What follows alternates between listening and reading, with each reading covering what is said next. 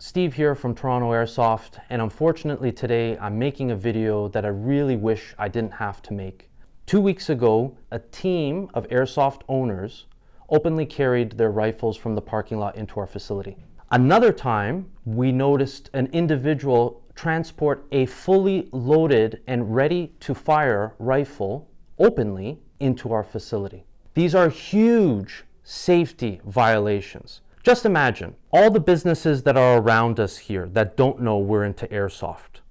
One of those employees are working at their desk and they just happen to look outside and they see those individuals, that team, walking in with tactical gear on, carrying their assault rifles, coming into our facility, and they have no idea what airsoft is. You can almost guarantee 100% that there will be a phone call to the police, and that interaction is very dangerous. There are instances, if you do a Google search, where you can find children with replica or airsoft rifles being shot and killed by the police. Also, we know another airsoft owner, they lost their entire loadout where they were caught with the open carry, and on top of it, the police went to their residence and confiscated the rest of their airsoft collection. Hundreds, if not thousands of dollars lost in that moment. And again, the financial, that is insignificant when it comes to the cost in human life. This is a hobby.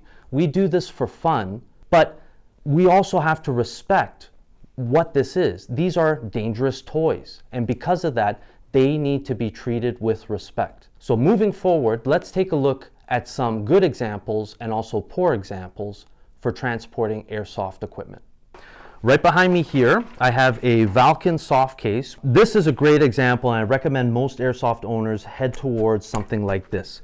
Reason being, it looks very indescript, and that's the important thing. The shape is just a rectangle. From a distance, nobody can tell what's being transported in this. If you don't have access to this, but you just bought a rifle, it comes in a box. This box is for the Valken that's sitting behind me. It's actually not too bad. It doesn't have an image of a gun or anything like that, but it does have some type here that talks about triggers and things of that nature. An old trick that we used to do, and that I still see some old owners doing, if you don't have access to a gun bag, they'll take the box and they flip the box inside out. So you remove everything from the inside and you flip it inside out so that the cardboard that's plain on the inside becomes the outside. So now there's no text, there's no graphic. Again, it's just a big cardboard box. You don't know what's inside of it. Very nondescript. That's the best way to transport. Worst case scenario, do not rely on this transportation method, but if you really have to come into Toronto Airsoft or Siege, a black garbage bag. You can put the rifle inside there. It will break up the shape. However, I don't like it. It's not very secure for your equipment, and also the rifle can start to poke out in terms of the flash hider, the stock, and things of that nature. But that is a worst case scenario.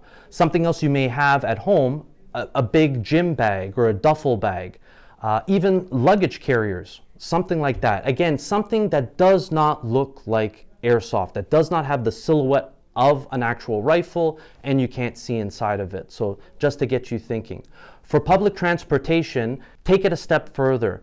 Use those instrument cases, use a gym bag, use something that is not even like a gun bag to, again, further increase your safety, that nobody knows what it is that you're transporting it.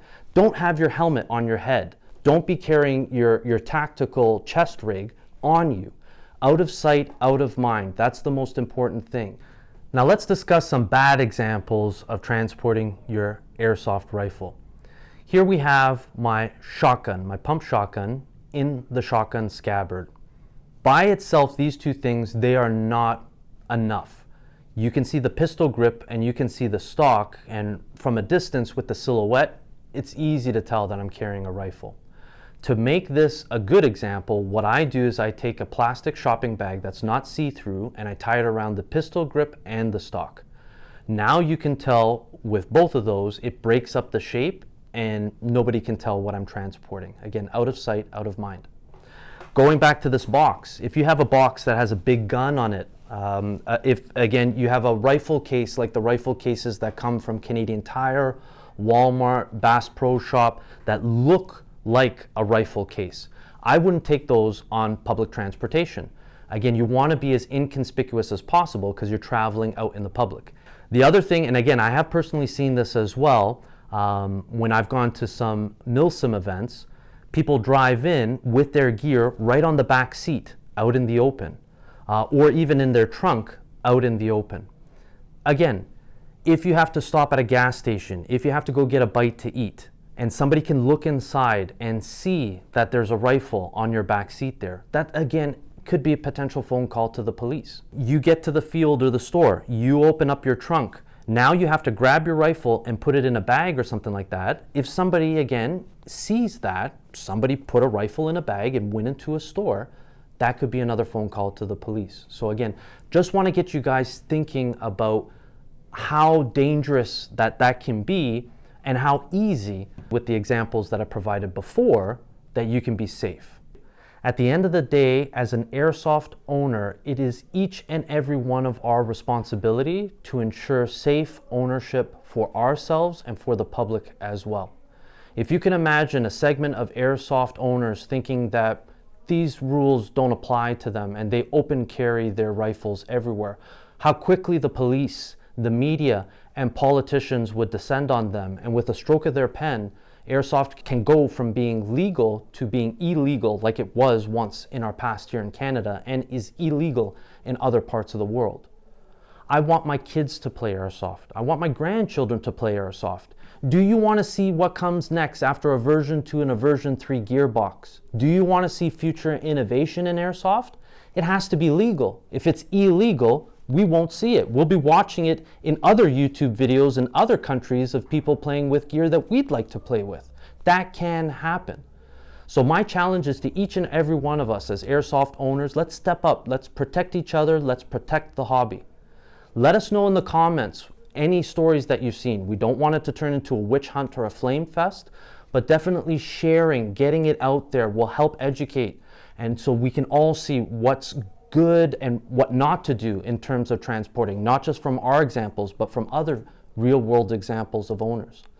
As well too, if you like our content, we'd ask for you to subscribe if you haven't already. I really hope to make fun videos, reviews, gameplay, all those types of things. I don't want to talk about serious stuff like this, but we have to talk about it. Because at the end of the day, airsoft is a privilege, not a right. And we can lose that right, and I don't want to lose it. I hope everybody is staying safe out there, and I hope to see everybody also out on the field safely transporting their airsoft gear.